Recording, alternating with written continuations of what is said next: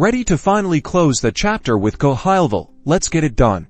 First things first, log completely into your Gohighlevel account. We need to navigate to the settings, look for the gear icon, usually in the top right corner of your dashboard. Click on that, and then select Company Settings. Once you're in Company Settings, find the Billing tab. This is crucial for managing your subscription and preventing further charges. Click on the Billing tab to access all your payment and subscription information. Now, on the Billing page, you'll be looking for an option to cancel your subscription. This is usually a prominent button or link, often labeled something like Cancel Subscription or End Plan. Click on this to initiate the cancellation process. Gohighlevel will likely present you with a confirmation screen. It may ask for feedback on why you're leaving. Be sure to read this carefully and confirm that you wish to proceed with the cancellation. This is your final step to stop recurring billing.